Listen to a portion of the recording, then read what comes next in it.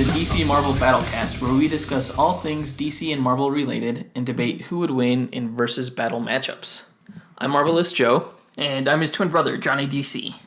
The piece of shit song at the beginning of this was Bodies by Drowning Pool from the album Sinner, available on iTunes, Spotify, or wherever you buy or stream music. Come on, that's a great pump-up song. I want to say that Jonathan got to pick the song for this Battlecast, and that really takes me back to 2001, man. Yeah, thanks for throwing me under the bus there.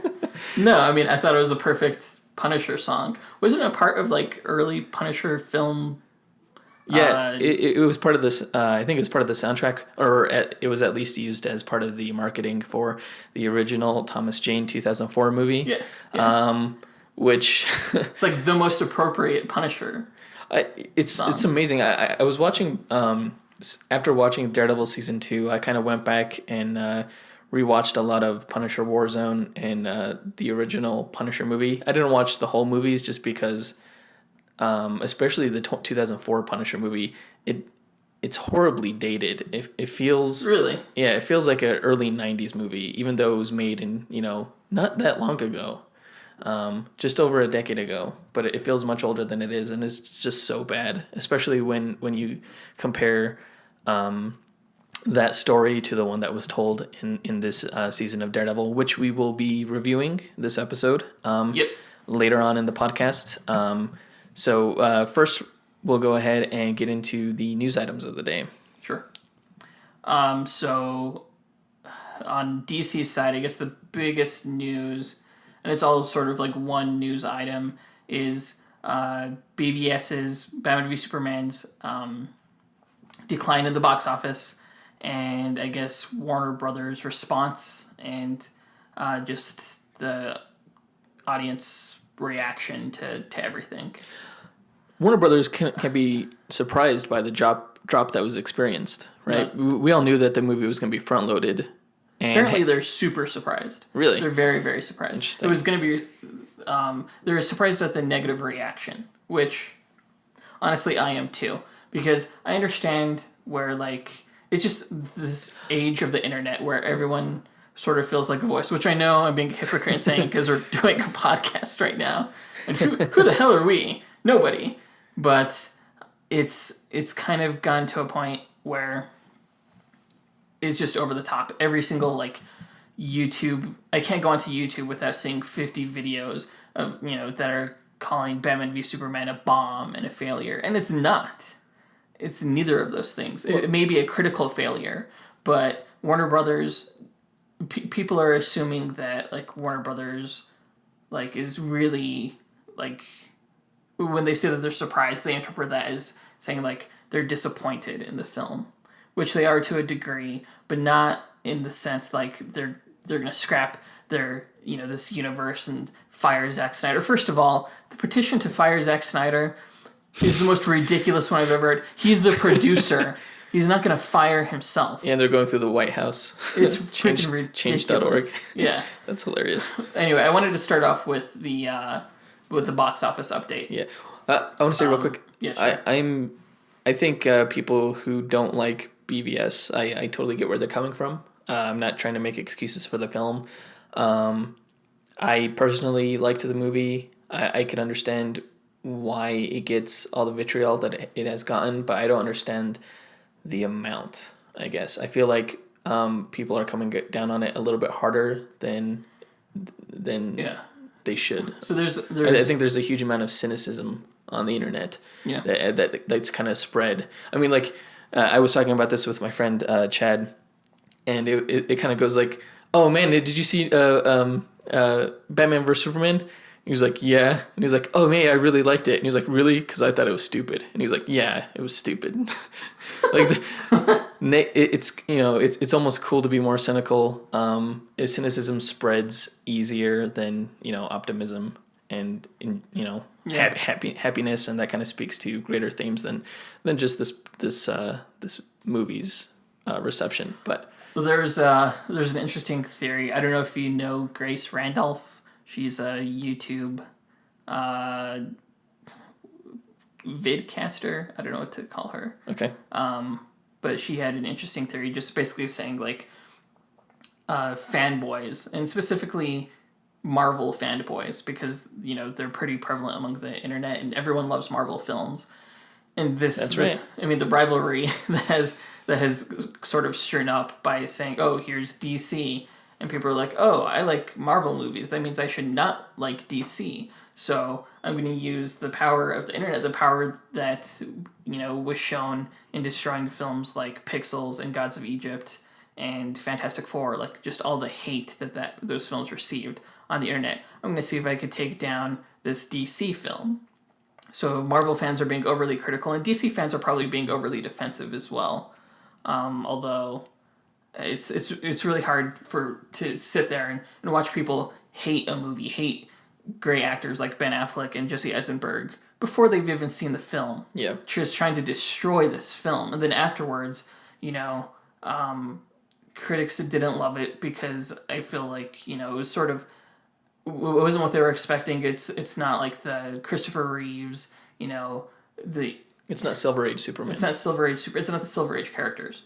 It's this postmodern, post 9/11 take on the characters. It's taking these archetypes and putting them in this sort of darker world that we exist in now, and the older generation doesn't appreciate that, and so that was just fodder for the fanboys. Like, oh, look, the critics hate the film. But in general, like, a lot of if you look at the cinema score, which wasn't an A, it was the BVS got a B. So people didn't hate it. If you look at the IMDb ratings, if you look at Rotten Tomatoes, I think on Rotten Tomatoes, 70% of the audience liked the film, which... That sounds about right. That sounds about right. So, but like so many YouTube casters and just like internet what's the word I'm looking for? People like us who are just trying to get their voices out there are really, really, really skewing sort of like the news story, which should be that BBS is doing well. It's almost going to make $1 billion. It's going to get pretty close to $1 billion. Yeah. Like high 800 millions maybe. Yeah. And so it's not a box office failure. It's right. Not. It's a sort of a critical failure. It's 30% on Rotten Tomatoes. So it's a critical failure. But yeah, I agree. I think another discussion that I had with my friend Chad, we were talking about how people. There's a weird kind of agenda because the story, which we're going to talk about later, that DC is going to focus more on its, Warner Brothers is going to focus more on its DC properties, and even release 2 more release dates. Yeah, announced 2 release dates for 2 more DC movies to come out. But a lot of the headlines for that story were that Warner Brothers to stop making so many movies or something like that. Yes.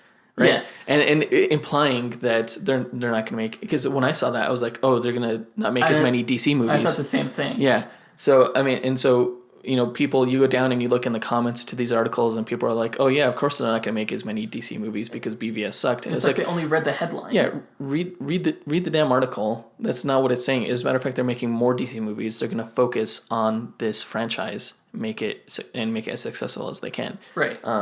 So... It's just I don't know what the agenda is where you go and it's obviously clickbait to try to get people to read your article, but it's still very misleading, very negative, very just stupid. And it's like the worst kind of clickbait because it's like trying to fuel people's hate kind of clickbait, which is terrible. Yeah, and Marvel fanboys, I'm a huge Marvel fanboy, but I'm not the kind of guy who likes to take joy from other people.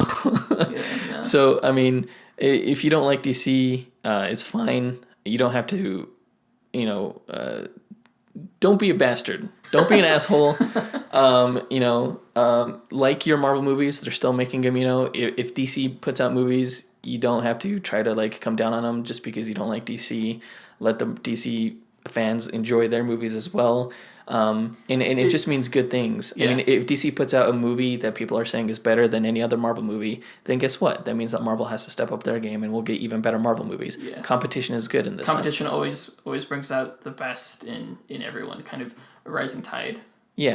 Raises all ships. Yeah, but leave the competition between the studios. I mean, Right. we don't. There's no need for anybody to. And yet we have a be a dick about podcast where we talk about Marvel versus DC.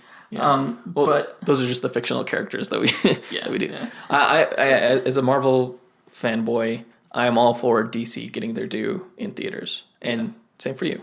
I mean, I think the line is drawn where you're trying to destroy what is instead of like encouraging the studio to continue like focusing on the good and encouraging the studio to do more of that. And You're improve. saying just scrap everything. You don't want them to stop making these films. You don't want them to fire Zack Snyder. He's the one who's paying for these films. He's the producer on Justice League. He's the producer on Suicide Squad. You know, I don't want them to fire Zack Snyder. I just don't want him to be the director. Well, he's going to be the director for the next 2 Justice League films. Both of them? Yes. All right. But, I mean, that doesn't mean that it's going to have the same variety. Put out an article the other day. Actually, I think it was yesterday.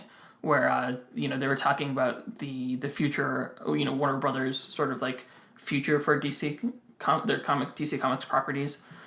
And they were talking to an insider who was saying, all these people think that DC is being influenced, or Warner Brothers is being influenced by these different factors, like after the fact. Like, DC's launching a rated R version of Batman v Superman because of the success of Deadpool. Launching in theaters, you mean? Or just in general? Just on Blu-ray. Okay. Yeah. Although that is a rumor that Warner Brothers will be launching Batman v Superman, the rated R uncut version, in theaters just before the Blu-ray release, just to push it past 1 billion, which it totally will. But no, I was talking about how people assumed that Warner Brothers was influenced by Deadpool to release a rated R version of this film. But in reality, they submitted that version to the MPAA like back in October. So no, that wasn't. And then people are saying that they're taking a lighthearted shift for Justice League, and the insider was like, no, that was always sort of the plan. Man of Steel wasn't a film that was intended to launch this universe, but it became that. So they needed to have this bridge, so they sort of kind of continued that tone. But now that they're introducing more characters, the intention was always to have more fun with it. People are saying that Suicide Squad, and this was speculation from Birth Movies Death, and all of these different like news outlets started reporting the same story. They ran it as fact. When it was speculation, all from one source. There was no corroboration. The speculation being that Suicide Squad reshoots were being done at the behest of Warner Brothers to make the film funnier, because apparently all of the jokes were in the trailer, which I do not believe at all. Total BS. There's no way that Harley Quinn only has 2 jokes in the film. No way. I don't know. See, when I read that, I believed it. I'm guilty. Speculation. Okay. And it's another one of those things. It's like you're speculating the worst. You're assuming the worst. When, other news sources shouldn't be that irresponsible to take a speculative article from Birth Death Movies and run it as fact. Yeah. It drives me insane. Yeah. Yeah, it's bullshit. And that's the state of journalism that we live in. It's all crap. And it's actually, it's a slippery slope when it comes to movies, but, and actually, I don't know, I'm going off on a tangent here just about the state of journalism, but it's very dangerous when that becomes okay, those type of practices, especially when it comes to politics and things like that. But I just say that because we're both journalism majors. We were, yeah. Yeah, we're both graphic designers now, but yeah. Anyway, back to Zack Snyder. The reason I don't want him involved is because he's paying for the films. He's going to be involved.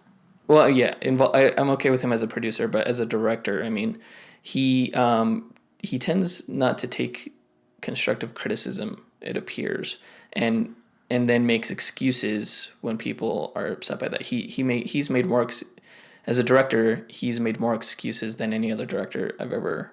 The thing though is, if you look at his answers, he's not wrong. He is wrong. No, I mean when you take a look at like Batman's killing, and he was explaining that situation, what he was doing with that, and how people are a bunch of hypocrites because Batman kills in other movies too. It's just in this film they want to talk crap about it, and I mean it's not a good look for him to be so defensive though. He starts looking like a U-Bowl, or is that how you pronounce it? That horrible director who directed like video game movies, House of the Dead. He I don't know. He kind of just annoys me as a person. not so much as a director. I lean toward those visual directors that have that strong visuals style. I don't hate his movies. I just kind of hate him as a person. I just kind of hate him as a person because he makes so many excuses and because he doesn't take criticism. I would like to see him direct a movie that actually has listened to the fans and doesn't seem so stubborn on his part. Here's the thing though. Like, what does he gain by saying like, oh, the fans are right? Well, he gains probably better critical reception in a movie that's better received by general audiences. Well, that's assuming the critical reception was bad because of him as a person. That's what I think. No.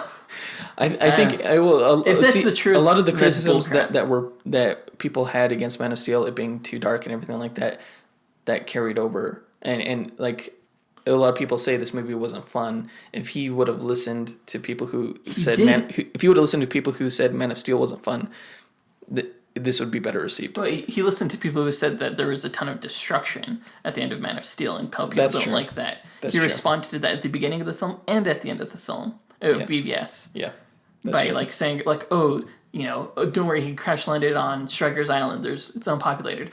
Why did you lure him to the city? Oh, don't worry, this port is abandoned. He did that. He listened to those criticisms. That's true. You're just a hater. He just has a punchable face. You're just like everyone else. Maybe it's just his face. Oh my gosh. I don't know. This is the problem. There is some merit though to listening to what people want and not being stubborn. And of course this is all going to get corrected in Justice League. I'm pretty positive. I don't think the studio will kind of their leash on him is going to be a little bit tighter. I have a feeling than it was before. That's what I'm guessing. I couldn't imagine it wouldn't be because they might lose money on this movie, and so they might have a greater say in the next. They're not going to lose money on BBS. I don't know. We don't know what the marketing in the long run. I mean, even when it comes like through Blu-ray sales and stuff like that, and video on demand, they're not. They're gonna turn a profit. Yeah. Well, and especially if they release it the rated R version, not as big as of a profit compared to other like Marvel movies, as successful as they are, like the Avengers and stuff like that, which is what they were hoping for with this movie. Yeah. No, I mean, but like even if you compare, like, there's a lot of comparison by like even Box Office Mojo between like Batman v Superman and like Iron Man 3 or and what was the other? Because Iron Man 3 broke $1 billion. I remember, which surprised me because I didn't like that movie. But like it's comparable. Like its figures are comparable. And like another thing like to compare it to would be something like gosh, why am I drawing a blank? Harry Potter and the Deathly Hallows Part 2. Mm-hmm. Like even I think I never mentioned this. I started talking about the box office drop, but never said how much it dropped in the second weekend. It dropped 69% in the second weekend. But that's like not even as big a drop as like Harry Potter and the Deathly Hallows Part 2. But there were no stories all around the internet talking about how much of a big of a drop friggin' Harry Potter had in the second weekend. It's just BS. all of the hatred. I can't get online anymore. I'm upset with the internet. Damn it, internet. Way to go. All right. So, yeah. And just like to cap off that, which really isn't a cap because we're going to keep talking about DC, is I don't understand why people would want these films to fail. Because they think they have a better version that they're not going to make. Just accept... Yeah, dicks. You're not going to make a better version. Seriously. And again, like, who wants to see that Batman go away? Who wants to see the Ben Affleck version of Batman go away? Who wants to see Gal Gadot, go away? Not me. Not me. I don't want to see Henry Cavill go away either. He's a great Superman. Yeah. He's really good. Yeah. And just to continue, one more thing that came out, I think it was last week or the week before, it was a deleted scene. Why do you think... Okay, so this deleted scene that came out right after the movie was out for a week. Communion. Why do you think it was removed? Because it was pretty short.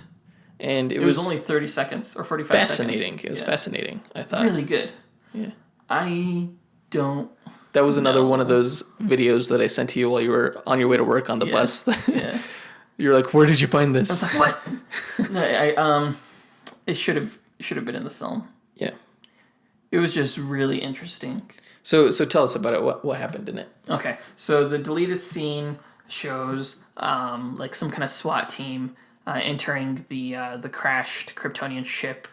And this has to be like during or right after the fight with Doomsday. And Jesse Eisenberg's Lex Luthor is in that like swirling like pool of like muck. And, I assume that's the placenta. Of what? Doomsday. It was I have no idea. It might have been like all the embiotic sac fluid that was in like the Matrix babies when Superman blew up the what was it called, the Genesis chamber in Man of Steel. Yeah. That's what I'm assuming it was, but I could totally be wrong. But anyway, he's obviously like had just wrapped up a communication with this like alien, almost like xenomorph metal looking like creature. He had a cool look. He had a really cool look. And he's holding these 3 boxes, and then like when the SWAT team comes in, he just like dissipates. It reminded me a lot of the like Keelix and Ketor, the the robots from Man of Steel, just like those like little like metallic balls that like made up their visualizations. Yeah. So do you think who was the character, do you think? I think, and a lot of people on the internet think it was Steppenwolf. Yeah. Who is Darkseid's uncle. He leads his military. Oh, really? He's part of Darkseid's like elite. Some people were saying that it was Darkseid's father as well, because I guess he wears a horned helmet. But I think it makes more sense for it to be Steppenwolf. I think the look of the character looks a lot like the design that they had for him in the Injustice video game. Kind of, they were kind of going for that look, maybe. Do you think it was a hologram, or do you think he was actually there? Wait, what are you talking about? The Injustice video game? There's a character design for Steppenwolf in Injustice. It's a character skin, and it looks a lot like that. I own that game. I've never seen that. I don't know if it's... Well, you have it on Wii U. It might be an Xbox exclusive or something. Go Wii! You're big Nintendo fanboys too. So do you think it was a hologram, or do you think it was he was actually there? It was that like Kryptonian like metal like what's the word I'm thinking of, like ball bearings. You know, like how in yeah, I remember it from Man of Steel. Yeah. So you think it was a hologram then? Yeah. It wasn't actually Steppenwolf. Okay. So it's not like Lex Luthor has a mother box or anything now? No. Okay. He was probably just like educating him on mother boxes or something. And it's kind of fitting that it was Steppenwolf, because the character of Steppenwolf had actually fought Doomsday. He was like one of the first survivors of Doomsday in the comic. Oh, really? Yeah, like long before Superman ever fought him. So like Steppenwolf would know about Doomsday. Steppenwolf would like probably know how to create him. I mean, I'm not saying he does in this universe. I'm just saying like from a comic book standpoint, that character has familiarity with Doomsday.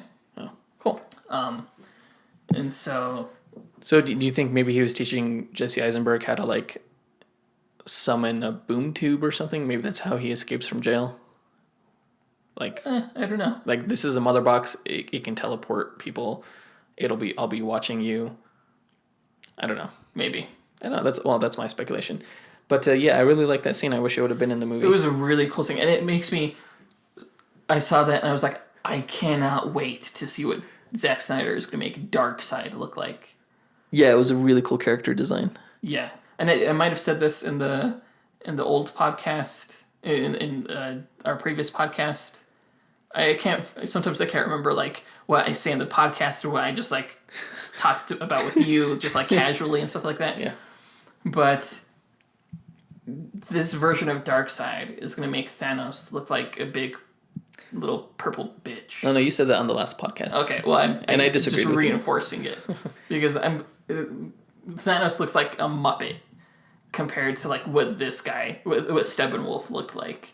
It's gonna be so good. Well, Steppenwolf look a lot more evil and pretty badass. Hell yeah, which is what Thanos and Darkseid should look like, not like a Muppet. No, I think the character design. He reminds me of Grimace from McDonald's. Josh Brolin, man. Grimace. It's Josh Brolin as Grimace from McDonald's. No, he has a really cool look. I kind of, if you notice, the first time we see Thanos at the end credit scene for the Avengers movie, his skin hue has a tinge more red to it. He's still purple, but it's pink. No, it's not pink. It's more of a reddish hue though. But in Guardians of the Galaxy, they really changed his look. Like, if you're wondering why he looks different, like if you were watching Guardians of the Galaxy and were like, "Wow, they changed his look a little bit." It's because they made his skin. Actor. It's a different actor, but the skin is much more of a blue hue. His skin is almost blue in that movie. It's only slightly purple. So I don't know. That was kind of an aside. Thanos does look badass. I can't wait for how evil he's going to be. No. So going back to the Suicide Squad reshoots that you were referring to earlier. Mm-hmm. Do you think the actors are saying it's to add more action? News sites are saying that it's to add more humor. How humorous do you think Suicide Squad should be? From the trailer, it seems like the movie has a lot of laughs. From the trailer, it could be mismarketing. I doubt it's going to be as funny as Guardians of the Galaxy, but it sort of feels like that's what they were going for. Just from like everything from like Harley Quinn's like jokes to like Captain Boomerang like getting out of a body bag and punching someone out, or like even like drinking a beer as there's like an explosion in the background and stuff like that. What if those are the only jokes in the movie? Those are not the only jokes in the movie. I'm saying, what if those are the only jokes in the movie? Would you be okay with that? What are you expecting? I'm not expecting it to be as funny as Guardians of the Galaxy. Are you expecting it to be? Are you expecting there to be more jokes? I'm expecting this to be more of like a dark action film than a comedy. Whereas I would like for Guardians of the Galaxy, I would put that more in the comedy category than I would like action adventure, I guess. So referring to other action movies that have humor in them, what would you like to see in terms of a level of humor? Like, what can you give me as a comparison? Like a movie that has action in it, but also humor that you enjoyed, that you would like to see that carried over into Suicide Squad. Can you think of one? No. I don't know. Whenever I think like action comedy, for some reason, that's Bad Boys, but you can't compare those films. Why would you want me to make a comparison like that? Well, just for the level of humor. I'm not saying compare the movies themselves. I'm saying compare the level of humor. Here's what I want from the film. I want Harley Quinn to be funny. I'm pretty sure every line of dialogue from her is going to be some kind of like twisted kind of. Every line from her should be like some kind of twisted form of humor. Yeah. And so far from the trailer, that's what we've gotten. In my head, just to go back to my question, okay. I whenever I think of the level of humor when they started discussing how much humor was going to be in the movie. I just keep thinking, oh, I hope it's like Lethal Weapon. I hope they have like has good action, has a good story, but is fun. You know, has a little bit of lightheartedness in there. The cinematography itself is going to be dark, and that's going to make the movie dark. But I hope it is a fun movie because you have a team of bad guys who don't play by the rules. It should be fun. And when I hear that that speculation that these are the only jokes in the movie, that really disappointed me, because I think the movie has the potential to be a lot more fun than two serious superheroes fighting each other. You can't have a tagline for a film that's like worst heroes ever and not have the film be fun. I hope that's not true because it could be mismarketed. So your mom is mismarketed. So we'll see what happens. But I'm not worried. I'm not worried at all. I'm not worried by the word reshoots either, because I know that like everyone who hears the word reshoots are like, oh, that's a bad thing. No, it's not. It's not. Every major film goes through reshoots. You look at like Mad Max, that had a ton of reshoots. I'm pretty sure even Captain America Civil War has had reshoots. In fact, yeah, it did. Yeah. So it's like, enough of the hate. End the hate. with reshoots, with Suicide Squad, with BVS. Yeah. Yeah, because the universe isn't going anywhere. No, so. Wonder Woman is filming right now. I think it just wrapped. No, that was... What was that just wrapped? Doctor Strange. Yeah, Doctor Strange just wrapped. I wonder if Wonder Woman's still shooting. Well, I mean, Justice League starts shooting next week. And in fact, Wonder Woman is the movie. The film is being released sooner than it previously was. They moved they moved the release date from what was it, June 23rd to June 2nd, 2017. So it's coming like a few weeks earlier. Yeah, that's good. I heard that it was actually gonna open up the same day as the new Transformers movie. And so that's one of the reasons they moved it. Yeah, so they moved it. Thank God. Because I hate Transformers movies with a passion. But they always make so much money. But they make a lot of money. I've only seen the first one in theaters. I haven't seen any of the other films. I've seen all of them in theaters. What? I keep hoping they'll be good. Why would you do that? I don't know. You're part of the problem. I am. I like a good fun time at the movies. Transformers movies, even though they shouldn't be, they are really brainless. Like super brainless. So much so that for the last movie, there was not any plot for like the last hour of the movie. It was just them, kind of like in the first movie, moving through the city, being chased by Transformers. It was just action. It was just all action. There was no plot. And that's cool and all, but I mean, well, it's not cool because it gets boring. Action can become boring if there's no story propelling it. So yeah, it's very cookie cutter. Yeah. But so Wonder Woman. Oh, one thing I wanted to mention that just reminded me of one more thing I wanted to say about BVS. For all the people who hate the film because it's not like Marvel, you don't want it to be like Marvel. DC wants to differentiate their brand. You don't want people confusing the genre, or not the genres, but the brands. Yes, we do, because one day... No, we don't. One day, Disney's going to buy DC Comics from Time Warner. Oh, gosh. And then they're all going to be in the same movie, and so you want them to all have the same tone. Disney doesn't have to buy DC Comics for Warner Brothers for that to happen. It could be a joint venture, which I'm confident will happen before I die. It better. If it doesn't happen before I die, freeze me. I want to see a Marvel vs. DC movie. Yeah. But no, like, you could still have two different brands face off against each other. In fact, that probably makes it more interesting because you take some characters and put them into this other world and, vice versa. It makes things more interesting. Yeah. DC doesn't want people to confuse their brand for Marvel's. Yeah. So it was cool that Wonder Woman got pushed up, even if just a few weeks. I remember the same thing happened with the Spider-Man movie. So it's cool that we get to see it just that much sooner. It's unfortunate that the opposite happened for the Gambit movie. Before we move on to Gambit, I just want to say two more things. I'm sorry. All right, hurry up. Because that's not the only news. The other news in that, because, again, people are saying that, Warner Brothers isn't going to make any more, or is limiting, or decreasing the number of DC films they're doing. They're not. They're increasing them. There's 2 mystery DC Comics universe films it's coming. One is coming October 5th, 2018, and another is November 1st, 2019. I'm betting a Batman solo movie. One of them is absolutely Batman. I don't have any idea what the other one is, though. My guess is it's either going to be Man of Steel 2, another Superman movie, or maybe something, or a new property like Lobo or Shazam. That's my guess. I've been waiting for that Shazam movie to come out forever. Well, I mean, they announced years ago that Dwayne "The Rock" Johnson is going to be Black Adam, and then, there's no director, there's no script. I don't know. Okay. All right. Are you done, DC boy?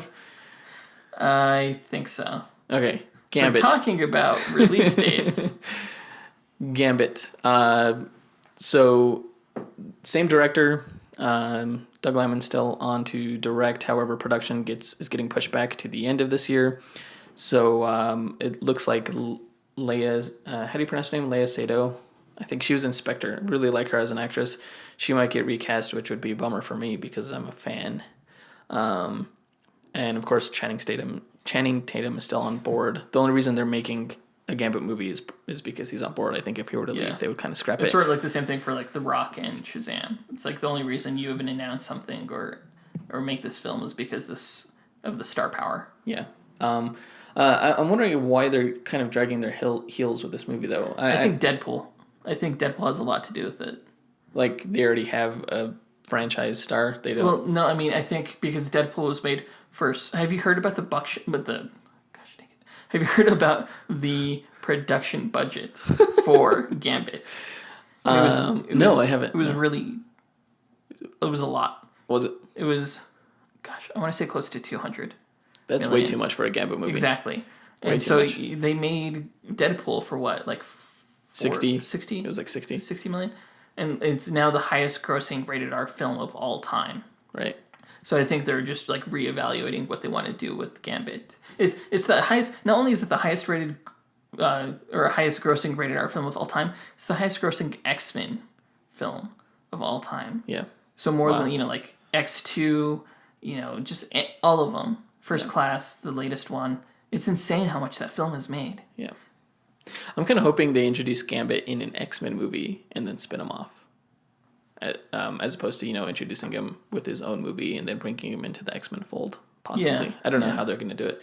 They have quite the juggling act over there with the X-Men properties at Fox. Because, the X-Men films have sort of started to do what the Marvel films do, and that they have, a post-credits scene. So, the end of Days of Future Past teased Apocalypse. I wonder if they're going to have a teaser at the end of X-Men Apocalypse.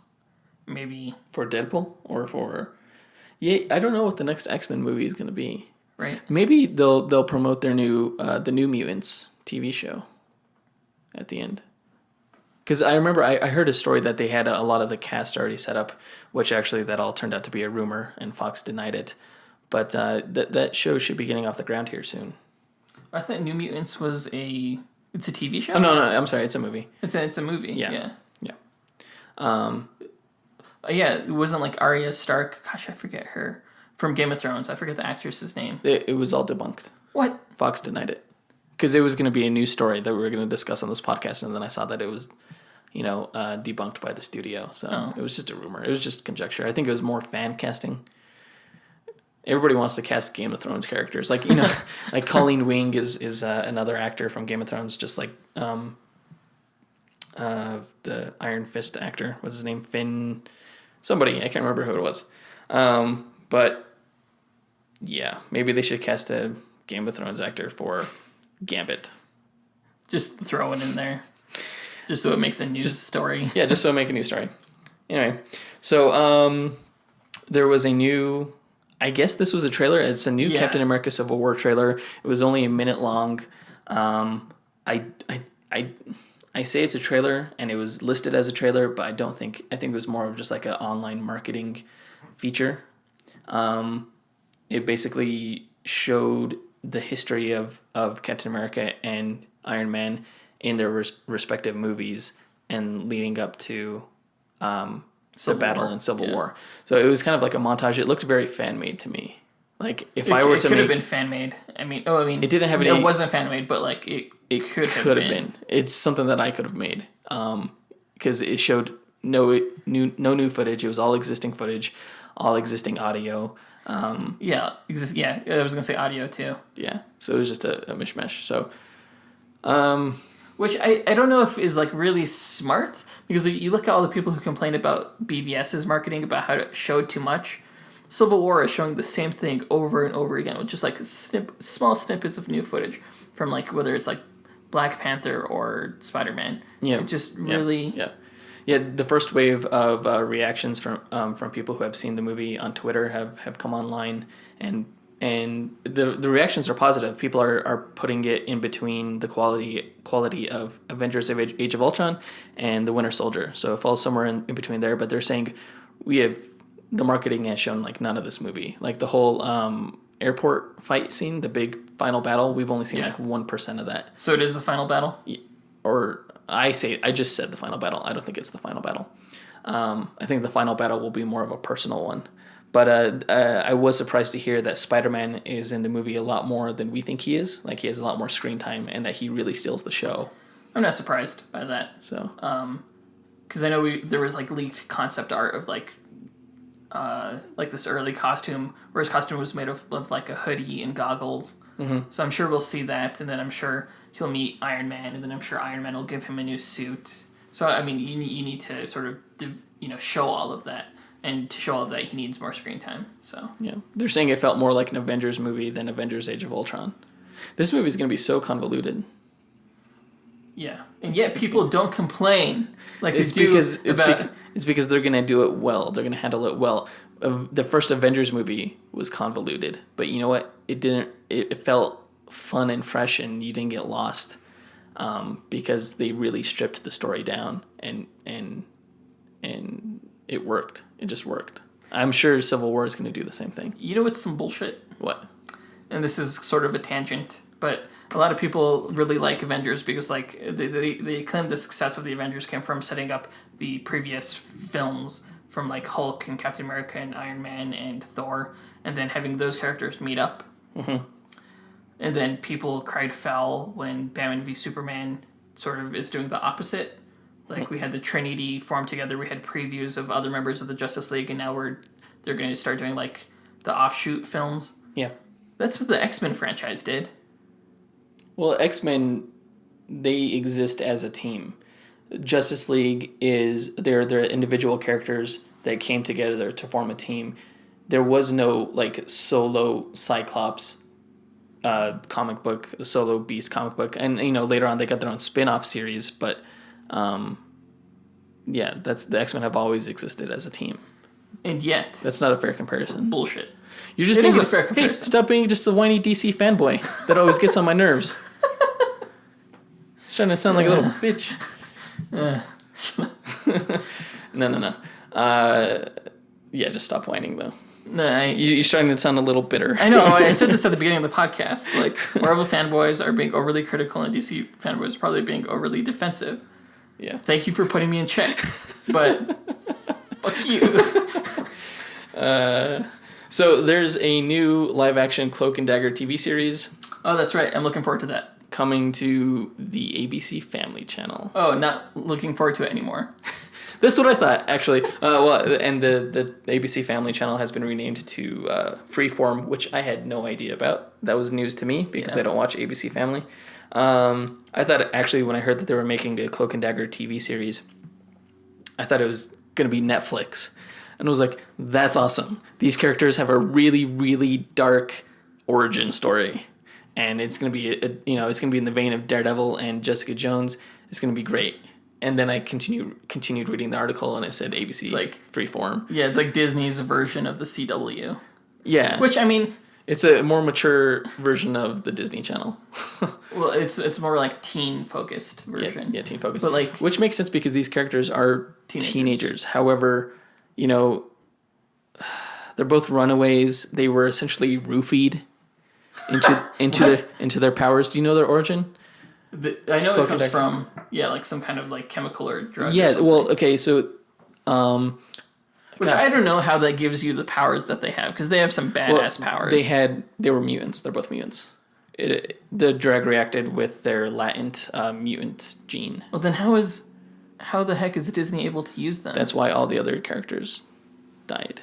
I don't know if they'll mention the mutant part but essentially, so the mafia, or the magia, or magia, or however you pronounce the Marvel mafia,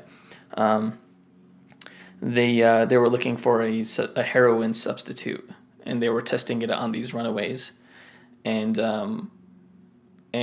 they killed all these kids, and Cloak and Dagger were the only two to survive, and the drug gave them powers instead of killing them. And so it's fairly dark. If any listeners don't know anything about Cloak and Dagger, who are they? What did they do? Cloak and Dagger? Yeah. Okay, so Cloak and Dagger, they're a team of superheroes, a partnership. One of them, Cloak, her name is Tandy. She can shoot these light daggers, kind of. They're like laser beams. Yeah, they're like laser beams. They don't like cut you. They kind of like they penetrate you and hurt your soul, basically, because the light is actually concentrated life force. And Dagger, his name is Tyrone. No, Cloak. Cloak, his name is Tyrone. Jeez, I suck. I put you on the spot. It's okay. He is essentially formless. Well, he can actually have a form, but he has this big cloak, just like his namesake, that he can like enshroud in what's called the dark force, which is kind of like the opposite of life force, and he can teleport in through the dark force dimension in his cloak and stuff. And so basically he kind of like swallows bad guys, and they kind of just like he feeds off of them. He's like a black hole. He's like a black. I don't say that because he's black. I'm saying that because he's like a black hole. Yeah, I'm just saying. I'm not. What? It's a good description of his powers. What the? I didn't want to be accused of anything. And Dagger is a white hole. So yeah, that's Cloak and Dagger. They're pretty cool. I never really got into them until later, and I read some of the old '90s comics, and I read them in some of the Marvel Knights comics I had as well. And they're not bad. They're cool characters. And they sort of have like a parasitic relationship with each other. They need each other. Yeah, they need each other. That's an interesting part of the. I think that's what makes them interesting. The dynamic of their partnership is that Cloak needs to feed, and Dagger needs. She can't build up too much of that life force power. She needs to expel it. Otherwise, she dies. So they're kind of symbiotic with each other. So yeah. I think it'll be it's a good concept. The characters have always been a little gimmicky to me, but I have enjoyed the stories that they've been in. I mean, I haven't seen too much from ABC Family. I know it's like a more lighthearted version of the CW. But if Freeform is gonna skew a little bit more dark, aim a little bit more towards like angsty teens. I mean, you have Arrow and Flash on the CW, and Legends of Tomorrow, and those are all great shows. Yeah, like I'm really liking Legends of Tomorrow right now. But Cloak and Dagger is so much darker than Flash and Green Arrow. Arrow is it's a dark show. Is it? Yeah. Yeah. Okay. So Cloak's origin, the reason he was a runaway is because he was walking with his friend, and Tyrone. He has a stutter, a big stutter. There was a robbery that took place around him, and the police were given description of two black males, and so they were racially profiled. The police thought Tyrone and his friend had done it. The cops ended up Tyrone was trying to explain to the cops, but he couldn't because of his stutter. The cops ended up killing his friend right in front of him, and that's why he ran away. Oh snap! Yeah, so it's you have heavy themes there, and the drug use. That the whole heroin backstory, it's dark. Tyrone, when he first met Tandy, he was gonna rob her, just for money when he got to New York, but she ended up getting robbed by somebody else, and he ended up protecting her instead. It's I don't know. The themes are darker. I think you could still do it. You couldn't have a Silver Age version of Cloak and Dagger, is what I'm saying. Like you could, like with Green Arrow and the Flash. No, they're very much a product of the Bronze Age. So we'll see how it goes. It could be good if they're willing to explore some of those darker themes, and it could be more of like a cool, darker themed, teenage-oriented show. The characters are teenagers. It works, but I'm on the fence, I guess. I'm not. I can see it going either way. It could be awesome. I want to see what the costumes look like. I've always thought Cloak and Dagger have had some pretty sweet costumes. Yeah. I want to see what the Cloak looks like. I want to see what Dagger's skin-tight outfit looks like. I think it'll be awesome. I think it'll be good. Hopefully. So what I'm really looking forward to is Doctor Strange. Did you see those new images that came out? I did. I saw them prancing around the street. I've seen the GIFs. all the custom GIFs that they made of Doctor Strange running and then kind of like leaping, pointing like pew pew with his fingers toward the ground. Yeah. It looks. A lot of people have said the way he flies looks very similar to the way Scarlet Witch flies in the Civil War trailer, which I could kind of see. I don't think it'll be the same though.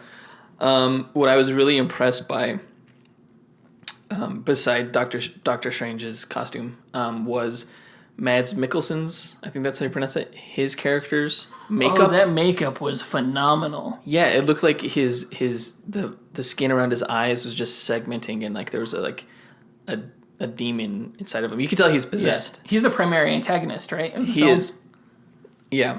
I always thought Baron Mordo was going to be the primary antagonist. For some reason, it looks like they team up.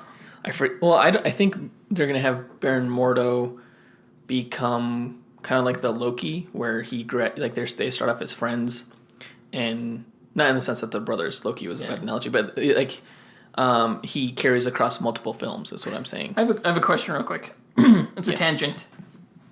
Why do all of Marvel's like white male superheroes need black sidekicks? What about Black Panther? Yeah, but he hasn't had his own film yet.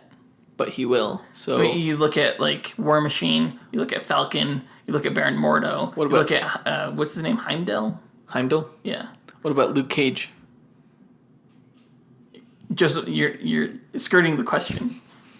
Answer the question. I think it's because the characters. I think it goes back to the comics. There were hardly any superheroes of color or black superheroes in the Golden Age. I'm trying to think of even black superheroes in the Silver Age.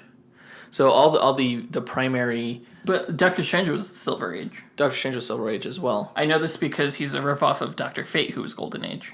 Okay, but what does that have to do with the black superheroes? I'm saying black superheroes weren't introduced until much later. I think the first one was the Falcon, actually, and he came from Harlem, and he was a sidekick to Captain America. It's just the nature of racism. Essentially, nobody, I guess, thought that there would be a market for black superheroes, and back at that time. So a lot of the characters that we do see that are black are usually secondary characters, but a lot of them have kind of come out and into their own and have their own series or movies, such as Luke Cage and Black Panther. So that's really nice to see. Yeah. All Doctor Strange needs now is a Russian trained groupie, and then he'll be just like Captain America and what? Iron Man. Okay. Anyway, I don't know. Okay, I wasn't paying attention. I kind of you lost me. Anyway, Doctor Strange. So I think that it's maybe Dormammu that's coming through Mads Mikkelsen's character, and maybe Dormammu is the final bad guy, and maybe for the end scene we'll see the rest of his face. They just kind of burn away, kind of, and we see Dormammu with his face on fire. So is that who you think Mads Mikkelsen is playing? Because they still haven't revealed who he's playing. Yeah, I think that's who. I keep hearing Nightmare, but I have no idea who that is. I actually don't know who that is either. Apparently, it was the very first villain that Doctor Strange ever faced, or something. Yeah, and actually, Baron Mordo and him teamed up against him, if I remember correctly. I don't know too much about that character though. I wouldn't be surprised they might save like Baron Mordo for the antagonist for the second movie, and then Dormammu for the third, because Dormammu really is Doctor Strange's most kind of iconic. It's his Joker. Yeah, it's his Joker. It's his primary antagonist. Super powerful. So yeah, we'll see where that goes. I thought those images were really cool, though. I'm excited for that movie. Are you looking forward to a Marvel film where the primary villain is not just a shadow of the hero, and that they have like the same? It's just like a dark version of the hero with the same powers and stuff. What are you talking about? In most Marvel films, the villain is the shade of the hero. They are the hero, except they have the same powers as the hero. Okay. But Iron Man, that was the case. Okay. Incredible Hulk, yes. Abomination. Captain America, yes. Red Skull, that same powers. Thor, not really. Thor's the exception. Loki wasn't really his shadow version, even though they were brothers and closely related. And gods. I don't know. Let's see. Definitely okay. Ant-Man. What about Iron Man 2? Still robot villains. No, droids, but he had Whiplash. Let me think. Okay, Winter Soldier, that's definitely the case. Guardians of the Galaxy. Boom. There you go. Wasn't the case for that one. All right, you got me there. Yay. Okay. All right, so I think that's all the news. Let's go ahead and get into the Daredevil review. We still don't have a review jingle yet. I've got to make one. So I'm going to put you on the spot. And no. Go ahead, get into it. What's our review jingle? Freestyle. I need some kind of beat. I have a drum right here. What? Yeah. What? Yeah. All right, that was good. Just for context, when I do the podcast, I don't sit in a chair. I sit on my cajon. That's gross, Joseph. If you don't know what a cajon is, it's a drum box. Basically, it has a nice bass and snare kind of sound. And it's named after balls. No, it's named after a box. You're thinking cojones. Yeah. Not cajon. CAJON. Anyway, so Daredevil review. What did you think of the review? What did you think of this season overall? I liked it more than season 1. Because I felt the opposite. I felt season 1 was stronger. I think they both had their low points. Season 1 started off really strong. It kind of dipped in the middle with some like unnecessary episodes and maybe a few unnecessary plot lines that were minor. But then it finished off really strong. I feel like this season 2, started off amazingly strong right out of the gate. I was super impressed. And as I'll get into later as we go down the episodes, I think it started to taper off toward the end, and I think it ended on a weak note. Especially the final fight was slightly disappointing. The whole Elektra storyline was not as strong as the Punisher storyline, and it was the Elektra storyline that they finished on. And before we continue, spoilers. If you haven't seen season 2, watch it. Stop listening. Watch it. Come back. You've had like 3 weeks, so come on now. Come on. So overall, I don't think the Elektra storyline was as compelling or interesting as the Punisher storyline. But saying that, the Punisher storyline also tapered off toward the end as well. Towards the end, like you referred to the final fight, I expected the Punisher to have much more involvement in that, and he barely did. I was so disappointed. I thought he was going to come out with the minigun. Yeah, right? Because that's what I was expecting. If you remember from marketing and stuff from the like marketing, that. From the photos and from the trailers, he's walking around holding this big, huge minigun. And that minigun was actually in that final episode, or second to last episode, when he's looking at the bunker of his commanders, all his arsenal, where he gets all his weapons. Yeah. There's a minigun there, but in the end, he doesn't really participate. Really, really passively as like a sniper. I expected it was sort of like like the end of Daredevil season 1 when like in the final episode he finally gets his outfit right. And so it was the same for the Punisher, except you didn't have this epic like cool badass like fight scene like you did at the end of season 1 between Kingpin and Daredevil. I expected to see a fully realized Punisher, fully realized. Right. And it was more of just a tease of that fully realized Punisher that we got. Yeah, totally. So, which is disappointing because like, who is he gonna? Is there gonna be a Daredevil season 3? Is he gonna be a part of the Defenders? I want to see more of that. Yeah, I don't know if I'm going to be able. I don't know if we're going to. We will. We absolutely will. Whether he's part of the Defenders or if he gets his own show afterwards.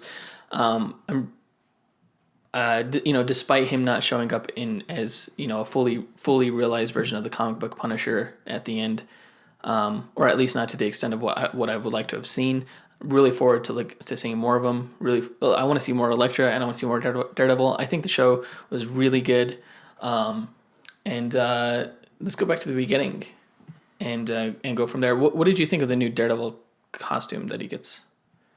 It's really like a helmet. Right? It's a new helmet. I think this is a good case of the showrunners listening to the criticism of the first season, and one of them being that the costume looked a little weird. It barely changed, I thought. The helmet looks so much better now. It looks so much better now. He doesn't like have the weird kind of clunky wide face anymore. The top helmet. I like how it is a helmet that like he like puts on over this black material, like black hood. And I think it really works. I think it looks.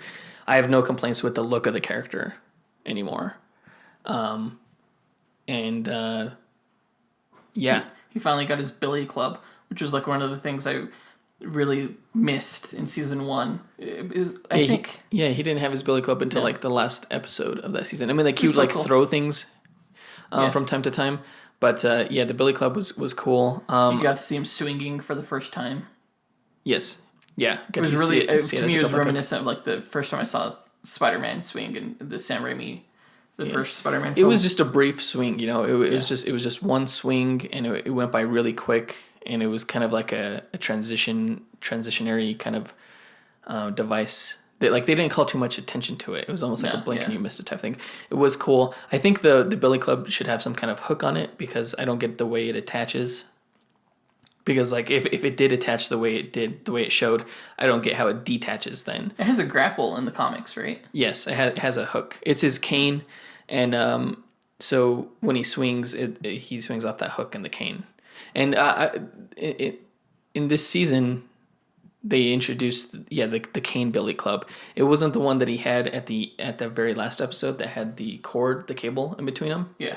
But in the season in the episode where they were kind of like playing James Bond, where they broke into that corporate building, and he beat up those guys in the bathroom. You could see him. He had his Billy Club and he snapped it and it turned into his walking cane. So that was cool. It was good to see that they use it in that way.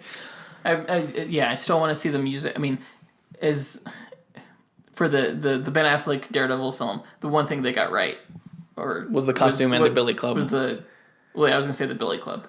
I thought they did really well with the costume. It's dated now. I prefer this new costume. It looks much more you have like utilitarian, practical. Yeah. Not like it was made by some designer. It's very like Ultimates version, kind of like when they introduced like all the pockets and seams and stuff like that. Yeah.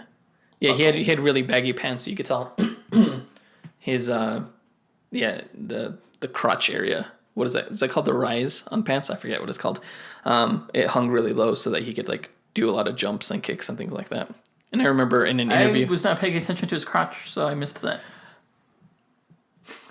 Okay, in my defense, that was brought up in an interview with Charlie Cox about the changes to the costume, and he had mentioned that he has a lot more. He can actually move his legs. He can stretch more in the outfit because the top part, the thigh area, was baggier. Link or it didn't happen. You could Google it. Daredevil crotch. Yeah, I like how in the final fight he was able to use the nunchuck. Use his Billy Club as nunchucks. I thought that was a sweet. It was a good fight at the end. It was just it kind of ended poorly, I think. But like I said, we're getting ahead of ourselves. Let's go back to the beginning. First episode. Okay. Episode 1. Okay. It was called Bang. I really like how they really hit the ground running with the Daredevil character. With the Daredevil character, okay. Like the first scene where he's chasing those robbers. I mean, we waited all of season 1 to see him do what he's doing in this first scene in Daredevil, which was have the costume, use his weapons, be Daredevil as we know him. So that was really cool. I thought it was an effective scene how, he corners the guy in the church and he knocks away all the lights and stuff and attacks the guy. I thought it was a pretty cool, super Daredevil and feel scene. Yeah, it felt Batman to me. But Daredevil has always kind of felt Batman to me in a way. Yeah, a little bit. Stealthy, just gritty. Yeah. Yeah. I thought it was a fantastic intro for the Punisher as well. Although the intro, we don't really see him. We just see his bullets taking out those mobsters, the Irish mob. For a while I didn't know who that was. I thought it was the Hand. Oh, really? What? Yeah. The Irish mob? They had Irish accents. No, I thought the Hand took out the Irish mob. Oh, the Hand doesn't use bullets they like that. Even, I don't know, took the guy's hand and stuff like that. Oh. Yeah, I guess it's not their MO. They would have sent in ninjas. But I don't know. And they were talking about like turf wars and stuff like that. I didn't realize it was the Punisher until like really the hospital scene. Really? Yeah. What? Oh, wow. No. Yeah, I knew it was the Punisher. I was like, oh, because like that scene was going on just a little bit too long. So I was like, wait, what's going to happen here? What's going on? Somebody shoots somebody. And then I was like, oh, I bet you the Punisher's going to take these guys out. And then he did, and it was awesome. I thought that was really good. I like how the Stiltman character, I think his name is Turk, the gangster from the first movie that Daredevil first attacked at the docks. He was selling guns to these guys over at the docks again, and he just can't catch a break. Like Daredevil slams the trunk on his hands and uses them for information. I like how he's kind of like Daredevil's like reluctant informant kind of. I totally forgot about that character from season 1. Oh yeah. I found a lot of season 1. The reason I like season 2 more than season 1 was because I found season 1 very forgettable. Like, to me, it almost didn't feel like a Daredevil show. Just because maybe it was because of his costume or something like that, or they were introduced. They had characters that I wasn't really familiar with, like Rosario Dawson. I don't know if she's in the comics. Well, I think that's just the nature of TV shows versus movies. I remember movies more than I remember TV shows. Like, I would have trouble telling you the whole plot of Breaking Bad, even though I loved Breaking Bad and I watched all of it and it was really good. But I think it's just the long form storytelling. It's not as easy to remember, and that's why I took notes while I was watching this season of Daredevil. Really? Is because I knew I was going to forget a lot. It's hard to keep track of all that information. It's like a 13-hour movie. Yeah. And I forgot about that guy, but like just watching the scene, I was like, he was probably in season 1. Oh, really? You don't remember him at all? No, I don't remember him he showed up a few times in season 1. Yeah. What's really great about the Daredevil TV show and also the Jessica Jones TV show is that despite being a 13-hour story, or slightly less than 13 hours, they keep consistent quality, and you walk away thinking, wow, how great was that? I mean, like, let's take the Deadpool movie. That was a fantastic movie, but if that movie was 13 hours long, do you think it would have held up as well as this season of Daredevil? Well, I mean, you would have had to introduce a lot more storyline. Yeah, this is some of the best work that this Daredevil show is some of the best work that Marvel Studios has put out there, I think. I'm really glad that they're doing it this way. It makes me wish, I think you mentioned this in the last podcast, that all shows were... all superhero movies should be TV shows. All superhero That's what this show makes me feel like. Yeah, because there's so much more room for character development, and you get deeper into the story, and it feels less superficial. Like, I feel like I know Matt Murdock better than I do any other Marvel Cinematic Universe character. That's probably true. Yeah.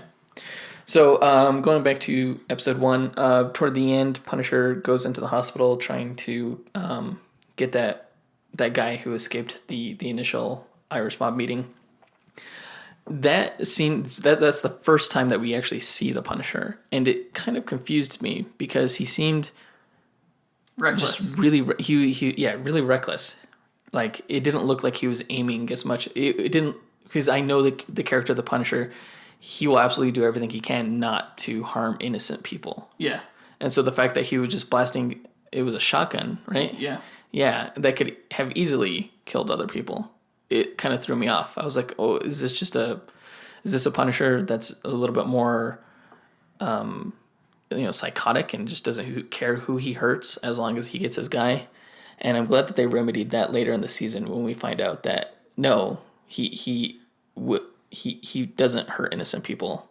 He told Karen that he's like, I would never have hurt you. I was only going after him. So, so that was interesting. That episode ended with the first Daredevil versus Punisher fight, which I thought was awesome. It looked really cool. It was alright. There were some, like, they slow-mo'd some parts when he was like doing the sideways cartwheel and stuff. Punisher was a fantastic fighter. That wasn't that scene. I thought that was later on when they tried to set up, when they staged the... You're right, because that's when he takes his billy club, and that's why he does the side... I'm jumping ahead of myself. Yeah. It was still a good fight, though. It was... I didn't think it was that... I mean, Daredevil gets shot in the face. Yeah, it was That's a short how it fight. ended. It was really short. Wasn't that a great end to the first episode, though? Because he got shot, he was like, bang, and then he shot him, and then it shows him, like, falling over the side of the building. And, like, the camera doesn't even move. It just stays right there, right where he fell over. And then all of a sudden, credits. It was kind of almost eerie. I was like, I gotta watch the next episode. Because my initial plan was to watch, like, one episode every other day. I was gonna watch one episode every other day to try to space this out so that I don't watch it all at once and forget it by the time this review came. But no, that didn't happen at all. I binge watched the whole thing in like 3 days. Really? Yeah. Yeah, I had to watch the next episode at least right away. I think I finished watching it all within a week. I didn't stick to my guns at all because and that's a testament to the show. But so episode 2, Dogs to a Gunfight. This is the episode where Matt loses his hearing and his other senses, which was horrifying. Interesting. Yeah. I thought they were going to retouch on that like later on in the season. They never did. No. Why did that happen? Oh, it's because due to the head injury from the gunshot that when the Punisher shot him in the head. It like didn't penetrate his skull or anything, but it definitely, he was very concussive. He definitely had a concussion. And that scene where he knocks, or like everything is loud to him, and then he accidentally knocks over the glass in his like frustration kind of. Then you don't hear the glass and then you don't hear the glass shatter, and then you don't hear anything, just like this like ringing, and like he's like yelling, he's like screaming, like freaking out, and you don't even hear that, and you just get a sense of how dark his world all of a sudden becomes. It was, I think they did a really good job with the sound on that scene, and just kind of making it. I thought it was pretty horrifying. If I had to ascribe an adjective to it, what did you think of that? Yeah, it was scary. Yeah. And that episode was actually like pretty Matt Murdock light. I remember because like we didn't get back to him for a while. Yeah. That's when we first see Foggy and Karen speaking with the district attorney Reyes, and I thought Foggy was great in this season. He was awesome. In the last season, there were a lot of moments where I thought his stuff was kind of unnecessary. He was very much a side character. But in this season, like when he went to go talk to the biker gang and when he was standing up to the district attorney, I thought he did a good job of holding his own, like showing how he can be, a badass without being physical. Yeah. He was, I think, like, for a lot of episodes, he was more likable than even Matt Murdock. Matt Murdock got on my nerves a few times, and I think it had to do with just him abandoning his friends, I guess. Yeah. He was, the whole hand situation, I don't think they did a good enough job of making it seem so immediate, like it was an immediate threat. We were just going off Elektra's word, who had proved herself to be slightly untrustworthy. So it seemed like she was just toying with him. But yet he was like, it was almost like that was more of a priority in his life at this time than his friends. Yeah. So that was disappointing to see. It was also kind of disappointing how kind of upright he was. Like, we all know Daredevil doesn't have a kill policy. He has a no kill policy in his superhero heroics, which absolutely makes sense for this character given the religious background. Right. Like, so I'm gonna go off on a tangent here. With Batman Batman killing in Batman vs Superman, I don't have a problem with that because it was all in self-defense. I think, and it was done by proxy. In order to survive as a vigilante, sometimes you're going to have to make concessions. I don't think Batman should have a no-kill policy. I think he should have a self-defense policy. I think if he's going up against a guy who's not going to stop until one of them are dead, then obviously that guy's got to go. I think a good example of this, a good reference that stood out in my mind from this season was when, and this is later in the episodes, when the hand ninja broke into Matt's apartment. What was Matt expecting keeping him alive? Like he was going to keep him alive and like arrest him and take him to jail? I think it was more like... Elektra saved his ass right there by killing him, and then he got pissed at her for it. You know? I thought the same thing. That was stupid. But I think a big thing of that too is that the hand ninja was like a teenager. He was really young. Like a... Yeah, but he's still super, super deadly and dangerous. He's going to kill you, Matt, if you just let him live.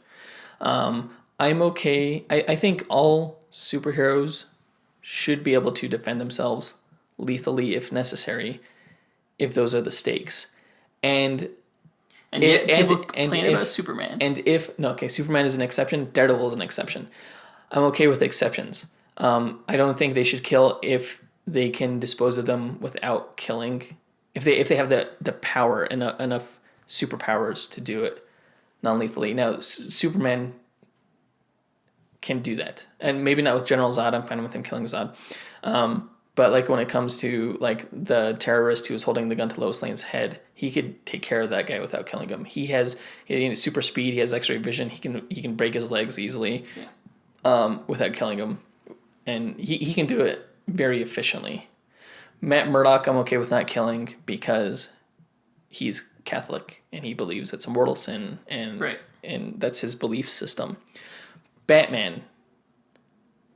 Okay, so Batman, and Matt Murdock has superpowers. His senses can help him strike the right points and things like that, where he'll injure them, but he won't kill them. Right. He has enough control over his own abilities. Batman does not have those same type of senses that Superman and Daredevil have. He doesn't have like a religious upbringing or anything like that. It's all just based on these arbitrary rules, this arbitrary moral code that he created. In the comics, it makes sense when he doesn't kill bad guys because you can get away with that in comics. There's a greater suspension of disbelief than what you have in movies.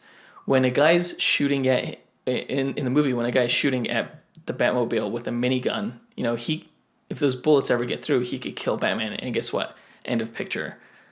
So yeah, I get why he shot the car, and the car flipped over. Yes, and the guy probably died. Yes, it absolutely the car makes exploded. Sense. Yeah. I mean, it's the nature of things. I think judging Batman for killing somebody who's trying to kill him is one of the most petty gripes that you can have. So, what do you think about that? Yeah, I think it works on film. I think it works in the universe that Zack Snyder set up. I didn't have a problem with it. In the comics, I would have a problem with it. Yeah. Just because the Batman in the comics is much more superhuman. In a way. Yeah. But just like bringing up like killing and stuff like that, whatever I think of killing versus not killing, I think of the Punisher. And just sort of like, I loved, this season had what I sort of felt, and I'm sure a lot of people felt was missing in Batman v Superman, and that was just sort of like the moral contrast between Daredevil and Frank Castle. One of my favorite scenes. Well, Batman and Superman kind of have the same morals. There's no moral contrast there. There is. In the comics? Yeah. Huh. I mean, like, especially like in Grant Morrison's run, like, I mean, even more especially in Frank Miller's. Superman's very much of a Boy Scout. He would be like Daredevil in this instance, and Batman's more like we need to do it, needs to get done, and that kind of thing. Well, like I know he has like all those dossiers on how to defeat the Justice League and stuff like that. Yeah. So I guess Superman wouldn't do something like that. They both have a no kill policy though. Yeah. In the comics, but but no, just sort of like the not maybe not the moral contrast, maybe just like the philosophy of how they do things, of how they justify the ends to their means. Yeah. Which again, it relates to the whole like conversation between Daredevil and Punisher, which I thought it's probably my favorite scene of the whole season. That was probably one of the better episodes of that season. Was episode 3? Yeah, New York. I see like the first 3 episodes as sort of being. I think the first 4, but was the 4th episode where Punisher was kidnapped. The 4th episode ended at the graveyard. And the 4th episode is my favorite then. Yeah. So the scene that was pulled from the Garth Ennis run, where Punisher has Daredevil chained to the chimney. Yeah, which, by the way, I thought how he got him chained, was a good way to do that in this TV show, because in the comics, the Punisher used like set up like a trap. Yeah, he set up a trap using sonic cannons, and then he blew out Matt's eardrums or whatever, and then knocked him unconscious, and then chained him up. But in this one, the whole idea of shooting him in the head, and then Matt is kind of concussed, and he loses his hearing, and I think that was a good way for Punisher to get the upper hand. Because I was like, well, how is Punisher going to get enough of an upper hand to chain Matt up to the chimney without? Are they going to go the route of the sonic grenades or whatever? Mm-hmm. But so anyway, I thought that was interesting the way they did that here. It was one of my favorite scenes in the Punisher comics. Not that I've read many Punisher comics, but I do have to say I wish the ending of that scene played out more like it did in the comics. Because in the comics, as you'll know, Punisher tapes a gun to Daredevil's hand, and the Daredevil's about to snipe this guy. Yeah, and he says, if you don't stop me, then you have a death on your hands, a death you could have prevented. Right. But if you do stop me, then you're a killer. And he's like, what kind of choice is that? And he's like, the one I make every time. The one I make every day. And they said those exact lines. Yeah, that's fantastic. Yeah. But in the comics, like Daredevil realizes that, hey, if I don't kill the Punisher, the Punisher's just going to go on killing. I can't allow that. So he pulls the trigger. The gun was not loaded. No, it didn't have the firing pin. Oh, was that it? Yeah. So the Punisher just stuck it to Daredevil to be like, aha, you will go to my extreme of killing if necessary. Well, it makes me wonder why in the comics why he didn't think to do what Daredevil did in this TV show, which was shoot the chain. Shoot the chain. Yeah. There is a third option. It wasn't just the option that he gave you. There was a third one. Which, holy cow, led to one of the coolest fight scenes ever. Wasn't that fantastic? I don't know how they did it. I love the way they started that scene too, where he knocks out the light and he goes, I guess, I don't know if he was going to kill the guy or if he was going to shoot him in a non-vital area, but he pulls the trigger, and I guess, I don't know if it was the firing pin or if the gun was empty or something, but it just goes click, and then that little laugh that he does, he's like, he's realized that, the Punisher wasn't going to let him shoot him anyway. The little laugh of realization, and then he gets in and starts kicking those guys' ass. That was just a great moment. It was probably one of my favorite moments, small moments of the entire show. Didn't Punisher tell him that there's only one bullet in the gun? I don't remember, actually. Yeah, but either way, it was a lie. Yeah. And either way, he found it out right there. And the choreography of people made such a big fuss about the season 1 hallway fight, but this hallway stairway fight was so much better. And the chain, I know it had to be a CGI chain, and yet this chain was grabbing guys and flipping them. Yeah, it's how what? That's awesome. I like when he grabbed that one guy and he threw him and he went over the center hole of the spiral staircase of the stairwell, and he landed on the steps. It was, and obviously that guy didn't die. There were he's paralyzed. There were parts where, and that's another reason I have with the no kill policy.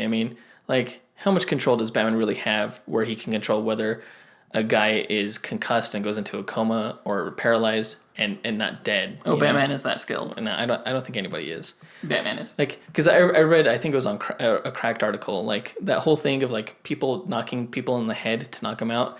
That's all bunk. It's all bogus. A lot of the times in those cases, those people would end up dying. Yeah. Just from head injury if you hit them hard enough to make them pass out like that. Right. Anyway, stairwell fight. There were a few moments you could tell where the camera did switch. There was a cut. Yeah. But they did it. They cut right in the middle of action, so it was really hard to tell. I've watched that fight now at least like 3 or 4 times. It's really good. And I wonder if in the next season if it's going to be the same thing, just even longer. Like maybe in the next season he goes through a whole building, you know. Seriously. A skyscraper or something, just beating up bad guys. It was really good. Yeah. So the next episode, episode 4, Penny and Dime. I think that episode was my favorite episode of the season because it's the one. It was mine as well. It's the one where with the really, really brutal, hardcore Irish mob with Finn Cooley at the beginning. Is he a character from the comics? Yes. Yeah, he kind of reminds me of he's kind of like a Jigsaw type character where like the Punisher shot his face off, and he has to wear like this kind of like plastic mask to kind of like you see. It kind of reminds me of what basketball players use when they have like a facial injury. Yeah, they wear that weird, creepy, clear mask. Right, that's what he wears to hold his face together. Interesting. Basically. There's a character in Arrow who does that. Oh, really? Anarchy. Yeah. Oh. Anyway. So yeah. Those beginning scenes with Irish Mob were really violent, and they were relentless in trying to find the Punisher's hideout. I was surprised that they did. I liked how the Punishers took that dog, that pit bull that they were using in the fights. I forget what the Punishers, because he has a dog occasionally in the comics. I forget what the dog's name is, but that was a nice kind of shout out to that. When they kidnapped the Punisher. Was that part of his plan? Was it his plan to get kidnapped? Yes, because he set up the money in the van and he rigged it with explosives. He knew that they were going to find him. He knew that they wanted the money and he was going to blow them up. So he went to the carousel and just waited to get captured by them. And it wasn't even like that much money either.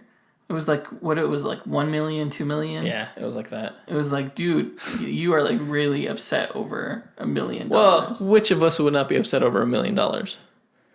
I figured that there would have been a lot more money in organized crime. So he does take out a few of them, but he does eventually get kidnapped, which is part of his plan, which is why he hid the razor blade in his forearm. That was weird. I didn't like the sound effects for that. Like, I figured like it sounded really spaghetti mushy. Who hides a razor blade in your body? Well, it worked. Yeah. This is the episode where Daredevil gets his new helmet from the Gladiator. That guy, the Gladiator? Yeah, Gladiator. Yeah, he's a Punisher. He ends up becoming a Punisher bad guy. I mean, a Daredevil bad guy. He shoots these like spinning discs, these spinning saw blades. Really? Yeah, if you look in his workshop, you see like a lot of references like Gladiator. You see like Gladiator drawings and some drawings of his outfit that he's going to make. I had no idea. He seemed less crazy in this season than he did in the first season. Yeah, he seemed like a normal guy. In the first season, he seemed a little bit slower. Yeah. I don't know. But I do like his character. I like how the Punisher escaped and then right away stuck it to those guys that were holding him. I like how he shot Cooley right in the face, right in the the top half of his face. Yeah. I think that was kind of a shout out to the comics. This was way more violent than season 1. It is. I think any season with the Punisher is going to be more violent than any season. But I'm just saying, like a kid, like a 14-year-old or something who saw season 1, where like the most violent thing was the Punisher, or Kingpin, like smashing some dude's face in a car door, which they really didn't like show. They didn't show. I feel like in this season they maybe would have showed it. I don't know. Yeah, but like in this season, like that same 15-year-old probably be traumatized, maybe. Yeah. I'm trying to think if I would have been traumatized at 15. It's fake. Yeah. I love how, so for the first episodes, Daredevil and Punisher have been at odds with each other. And in this episode is where they team up. Yeah. And, Punisher's trying to kill these guys, like, with the gun and with the hammer. And, like, Daredevil's fighting these guys, but he's also making sure that Punisher doesn't kill anybody. Yeah. That's awesome. Yeah, that was cool. I really liked that. And he's like, "Oh, you Boy Scout." And then Daredevil's rescue of the Punisher led to my favorite scene of the entire that scene. season. Yeah. In the cemetery when Frank is just telling Daredevil about how like tired he was from coming back from war and just his last interaction with his family, specifically his daughter. The first time he saw his daughter when he came back. Yeah. And I have 2 daughters, so like I've never been to war, but I know like just coming home tired and just sort of like ignoring them. It like totally hit home. I'm not ashamed to admit, I cried. Did you? Melissa teared up. My wife, when she was watching it. Yeah, and the Punisher describing what happened to his family should make you cry. I think it was in this graveyard scene, this moment, that Punisher, that John Bernthal became the best version of the Punisher. Absolutely. On screen. Like in the previous films, it never would have touched you. Yeah, and in the previous films, we saw it happen. You see flashbacks, or in the Thomas Jane version, you see the scene where they die, and you see his immediate reaction to everything, and it still was not nearly as touching as watching him describe his love for his family. Right. Yeah, it was just fantastic. It was right then I wrote down, I was like, this is the best version of the Punisher. I really, really want to see a Punisher show. I really want to see this Punisher again. I felt cheated at the very end. Yeah. Right after the graveyard scene when Punisher is arrested, Melissa was upset. She was like, you just see this guy kind of like pour his heart out, this really tough guy become all of a sudden like, a sympathetic character. And then he gets arrested. And Melissa, my wife, thought that was going to be the last we saw of him. And she was upset. And I was like, no. Punisher goes to prison. It's awesome when he goes to prison. Daredevil is as much like a courtroom drama as it is like a action show. That's always kind of what's been cool about the character of Matt Murdock. Yeah. So when he went to prison, I knew like they were gonna. Yeah. He was gonna lawyer up. Well, I knew that when he went to prison, he was gonna kill a lot of people. Yeah. I remember. There have been several comic book stories like that, and even the Punisher video game that came out for PlayStation back around 2005 or so. It was a great game. There was a level where you get arrested and you go to prison and you don't have any of your weapons anymore. You just have your shiv, and you go around the prison.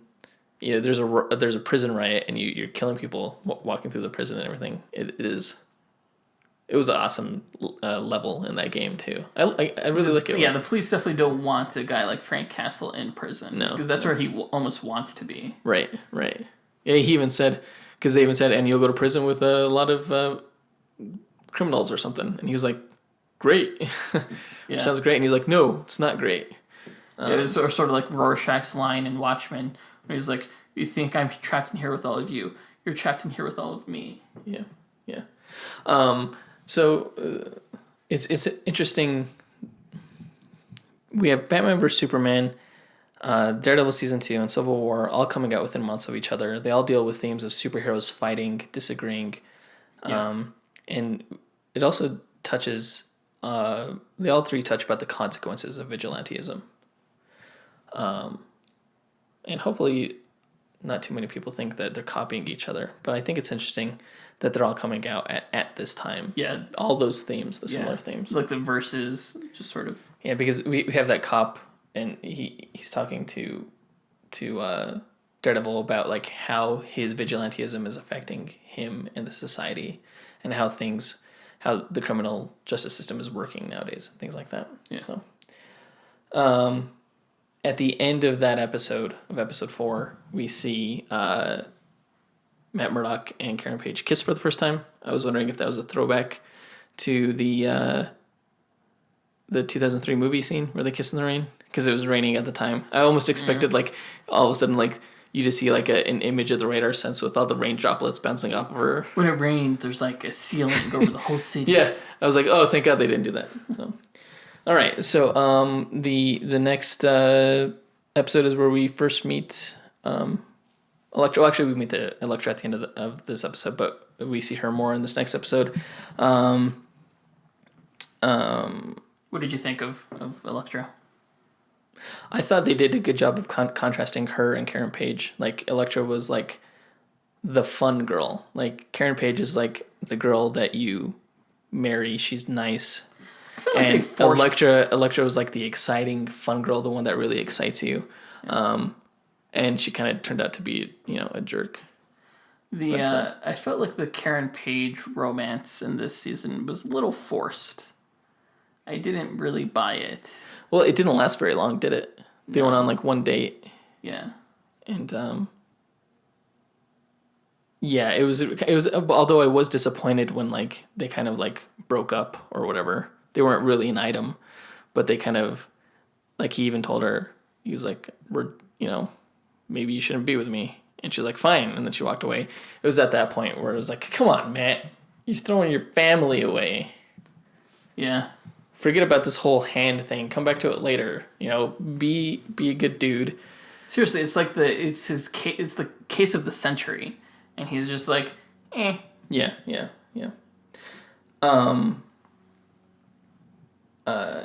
I like how so in this episode 5, Foggy meets up with that blonde that he was banging in the last season, and I like how she mentioned the Jessica Jones. Yeah. There was a shout out to Jessica Jones in there, and actually there was another shout out to Jessica Jones, by Rosario Dawson's character. Yeah. When she mentions Luke Cage, how she had to work with him. I thought you were talking about the Carrie-Anne Moss scene. No, that was in the last episode when he starts working for that firm. That was cool. So it was cool to see those connections.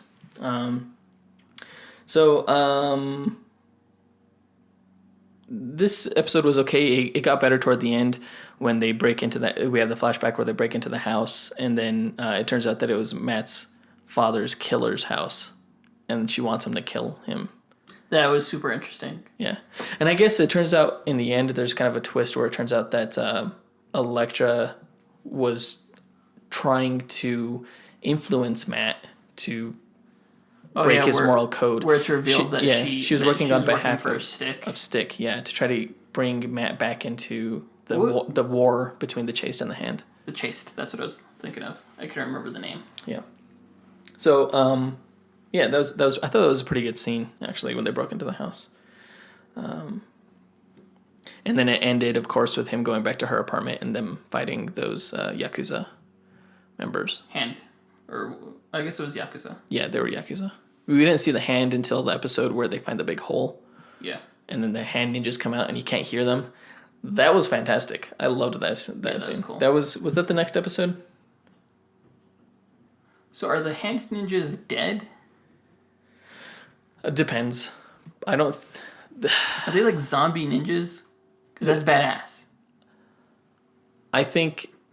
Yeah, in the comics, yeah, they're like demon ninjas. And in this show, it looks like they were like resurrected ninjas. Kind of like... Because they didn't have heartbeats or anything, so... Right. Yeah. And then like they were like, this guy's already had an autopsy done. Yeah. Yeah, it was cool to kind of have that supernatural element in this. I don't think they did a good job of... Well, not a good job, actually, because I think either you should not go supernatural or you should go full in. They kind of skirted the line. And so it was kind of ambiguous as to what exactly was going on with that. And I think they'll delve more into the supernatural with the Iron Fist show. Yeah, probably. But it seems like they were trying a little bit too hard to keep everything realistic with this. I think it would have been fine if they would have said, these are demon ninjas or whatever. I didn't mind it. I mean, I think it fit in with the world. In Arrow, that's sort of in the TV show Arrow, they introduced supernatural mysticism in that show. And I don't know if it worked as well as I mean, Arrow itself, I'll admit, is not as good a show as Daredevil, but I was fine with it. Yeah. So yeah, going into episode 6, that's where we really get into the legal drama. And that's really what kind of spans these next few episodes. I think Foggy did some awesome lawyering, especially when he... the opening statement. Yeah, the opening statement when Matt was there. On him. Yeah, he did a good job of kind of of saving it all. I bought it. If I was on the jury, I'd been like, sold. I would make a terrible jurist. I've never been a jurist. I've always wanted to be in jury duty. It hasn't happened. Yeah. I think Matt did some pretty good lawyering too, but, the Punisher wasn't willing to cooperate. So that kind of threw me off. I was like, what the heck is he doing? I thought his goal was, aligned with his lawyers, and I thought he was, being a victim to some kind of police corruption or something. But it was interesting that, the deal was that he would go to prison in order to and he'll get to meet up with Kingpin and find out more about his family's murder. Can I just say that I was so happy when I saw Vincent D'Onofrio back on the show. Because the whole time I was like, man, because the most memorable bits of season 1 for me was Kingpin. So to see him back, and his storyline was so perfect. Oh my gosh, the Kingpins, wasn't it? It was so good. Yeah, he was less. He didn't act quite as crazy in this because in the first season he was kind of not. Well, I don't want to say babyish, but he was also very beholden to his love interest in that one.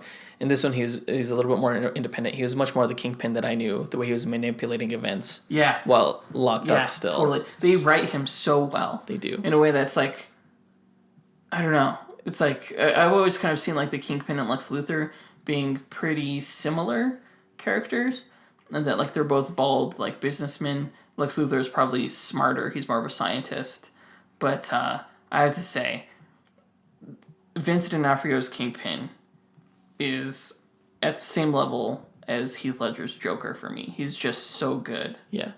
So good. Wow. That's a good compliment. Yeah, one of the best, if not the best right now, superhero villain in a filmed media. Loki? No, fuck Loki. I hate Loki. What? I've only seen one movie. Actually, 2 movies, if you count the Avengers. Oh, you never saw Thor: The Dark World? No. Okay. I don't care. That might help you appreciate it more. I guess. He has really good character moments in that movie. Anyway, go on. I suppose. Anyway, Vincent D'Onofrio, I was just saying how good he was. Yeah, he was really good. The whole relationship that he had with the Punisher, too. Yeah. And eventually how he let him out. Yeah. To try, to take out the competition while he's still in jail. Brilliant. Another one of my favorite scenes, probably my second favorite after the cemetery scene. Oh, is it the one where he meets with Matt? Yes. That was a freaking awesome scene. Oh my gosh. The 2 really smart guys, they're verbally just going at each other. Just really, really fantastic writing, some of the best writing. And then the whole thing, and the handcuffs weren't real, or they were, loose, and he kicks the shit out of them. But he owns the guards now. They're not going to do anything about it. I loved it. It was really intense. I'm afraid of Vincent D'Onofrio's Kingpin when he gets cuts loose and just goes full on rage. Yeah, it's terrifying. Yeah, he matches the intensity of the Punisher, and that was an intense scene when he was in when he killed all those prisoners. Oh yeah, that was crazy. Yeah, that was crazy. When he got that information, then he stabbed the guy in the cell, and then Kingpin turned on him and let all those other guys out there, and the guards were blocking him, and he had to take on all these guys, and they all had shivs, and he had a shiv, and he had blood all over his face. That was a fantastic scene too. And then even Vincent D'Onofrio's apology afterward, where he does let the Punisher loose. It's only he could sell that apology. Right.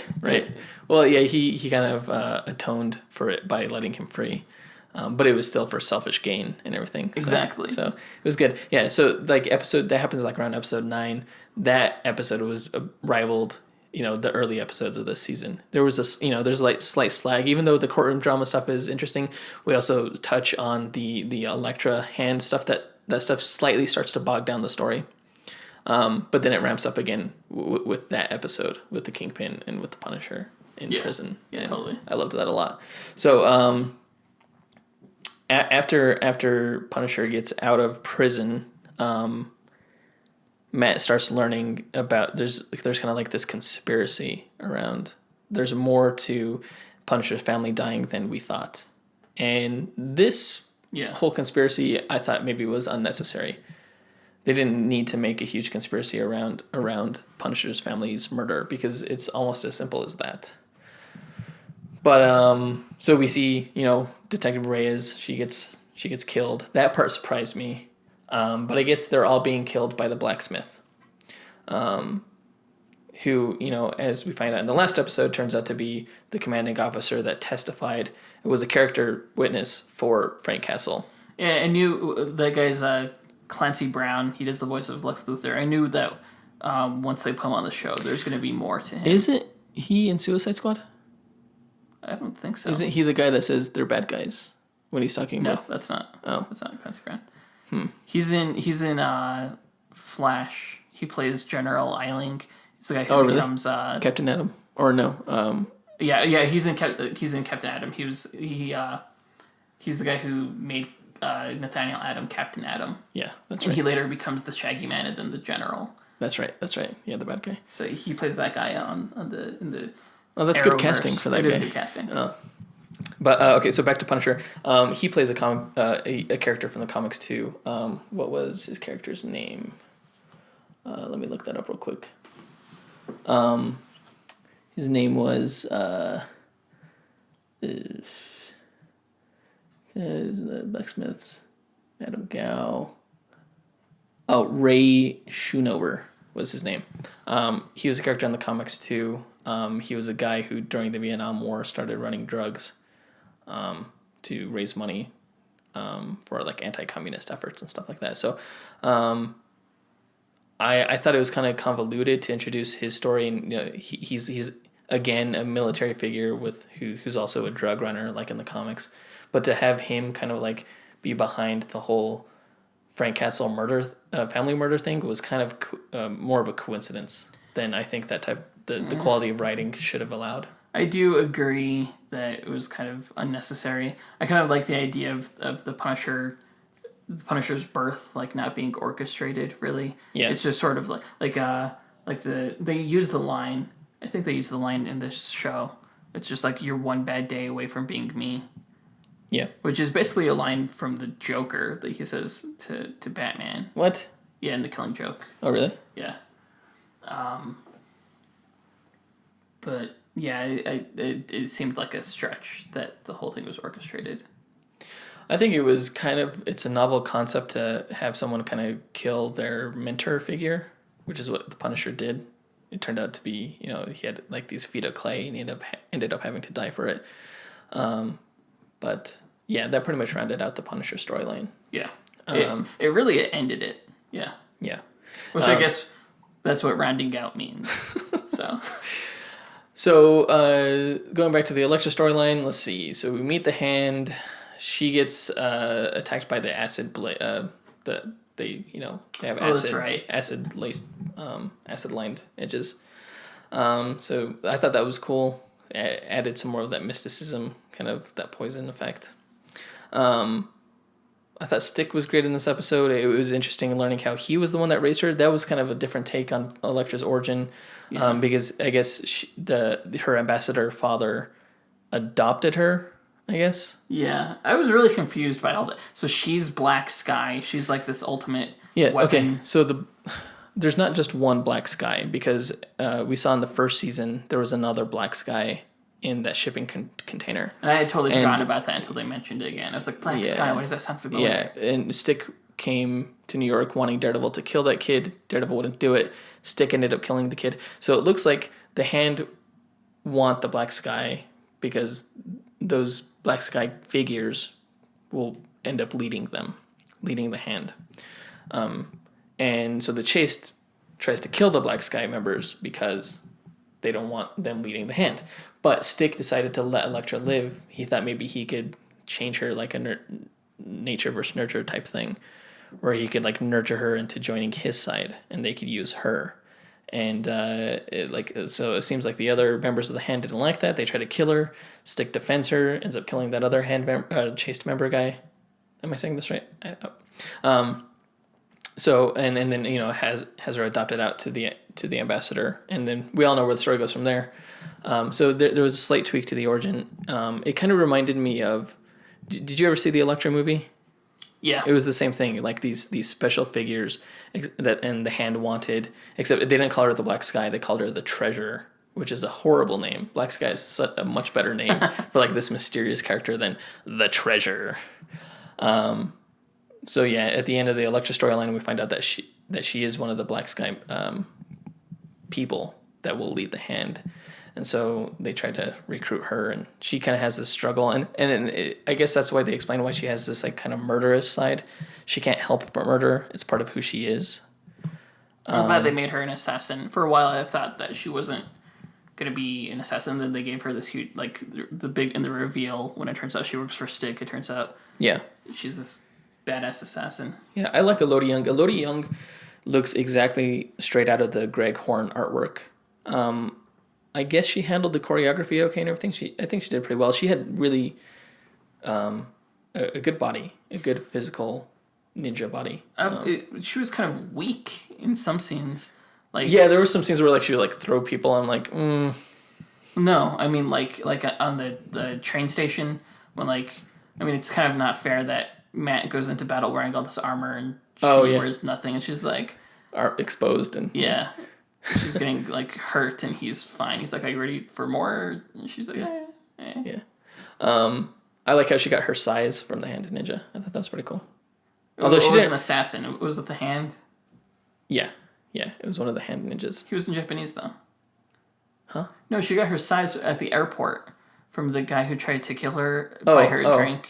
Oh, that's right. He had size. Yeah, the French guy. Yeah. That was a cool scene. It was a nice little setup. It felt very spy action. It felt very thriller. Like Assassin World, kind of like John Wick. Yeah, it was cool. Yeah, that was cool. That was probably her best scene, I think. So that takes us right to the end. Right before that final fight, Matt kind of declares his love for Elektra again and says, when we get out of this, we'll run away somewhere. Which I thought was... I didn't like that. Well, I didn't believe it. Like, I was like, really? You like her now all of a sudden? I like the idea of Matt leading a stable life with Karen and Foggy and his friends and everything, but it seems like he has a slight wild side to him that Elektra really brings out that really attracts him. Is he oppressed Catholic upbringing? Yeah, probably. So the end fight, the rooftop battle, it was good in parts. The only part I didn't like was it came down to 4 ninjas and then Nobu, and the 4 ninjas just kind of stood back while Nobu attacked them, and that's when Nobu killed Elektra. The exact same way. Which they should not have done. It makes me wonder what they're going to do with Bullseye now. You can't... next season if you're bringing Bullseye, you can't have her die again. Right, in the same way. Exactly. Sight through the chest. So I'm thinking that they're going to take that kill away from Bullseye. Which sucks. I think they did the death of Elektra a little bit too soon. Yeah, for sure. Like, a lot of people were complaining, with BVS, they're like, they did Superman's death of Superman too soon. But I was okay with that. I'm more upset by... I'm saying they did Death of Elektra too soon. Yeah. But it looks like she's coming back. They put her back in that they put her in that resurrection machine, and she's has the red sheet over her, which I think is a callback to her costume. So next time we see her, she's probably definitely going to be in her red outfit. Cool. Disappointed in that final fight how the ninjas just kind of stood by and watched, and then when they finally did get into it, Punisher showed up just in time to snipe them so that Daredevil could fight Nobu. I thought it was cool how Daredevil threw Nobu off the building, like how he used his billy club with the cord, his new cord feature, and he kind of just chucked him off the building, and then he was killed by Stick. But I thought it was a pretty good ending. The last few episodes leading up to it were the lowest point of the series of the season, I think. Do you think we'll get a Daredevil season 3? I don't know if we're going to get it before the Defenders. I think they're going to focus more on, because they have more characters to introduce, and I don't imagine that they'll want to drag the Defenders thing out longer than necessary. So I'm betting we won't. I'm betting it'll be Luke Cage comes out later this season.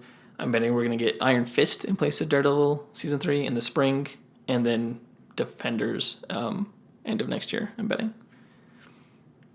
I think we would get a Jessica Jones Season 2 before we got a Daredevil Season 3. I'm trying to think of, in Marvel's cinematic phase, Iron Man was the only one to get a sequel before the Avengers closed out Phase 1, right? Yes. I see them doing the same thing. I don't think they'll do a Jessica Jones Season 2 before the Defenders. Yeah, I don't think so either. So, So yeah, I think overall, I think it was a really good season. This is definitely some of the best television. It's not just one of the best superhero TV shows, but it's one of the best TV shows, period.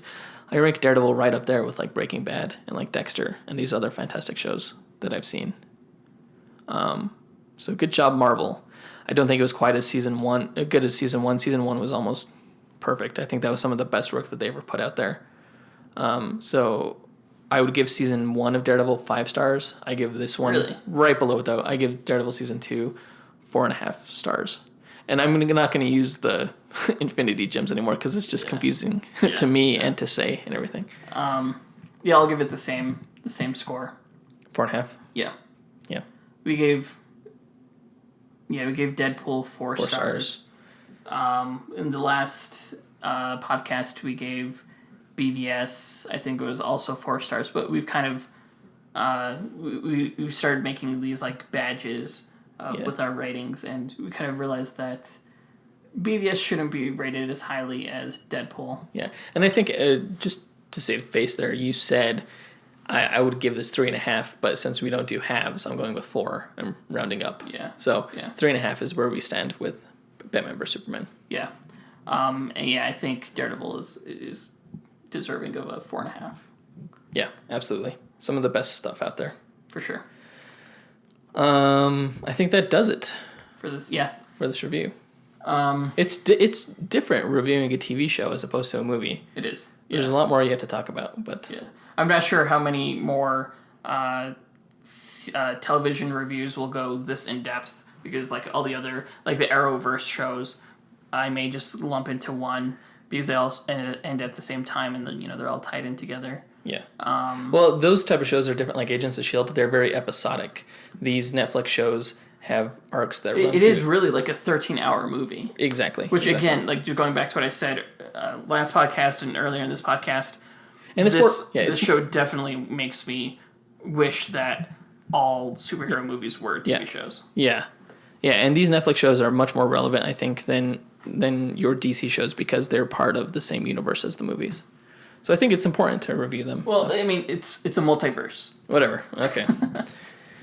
It's a retroactive multiverse is what it is. No. Whatever. Right. It doesn't matter. You don't in the comics the multiverse was retroactive. So Anyway, that does it for this episode. Yeah. Where can people reach out to us if they want to? They can subscribe to this podcast on iTunes, SoundCloud, YouTube. Contact us on Gmail. Our email address is dcmarvelbattlecast@gmail.com, or you can follow us on Twitter @DCMarvelBattle. Yeah, and on YouTube and iTunes and SoundCloud, just do a search for DC Marvel Battlecast, and you'll be able to find us there. Yeah. And also, if you like us, rate us. The ratings would be awesome. We haven't really been rated too much yet, so and if you don't like us, don't rate us. Okay. All right. Well, we will go ahead and see you on the next podcast. The next podcast, we're gonna go ahead and do a battle cast again. I don't know who it's gonna be. Somebody versus somebody. Somebody Marvel versus somebody DC. And we don't know who yet. Yeah, we don't know who yet. So if you have any suggestions, go ahead and send them our way, and we'll go ahead and get that done. Yep. So without further ado, up and away, true believers.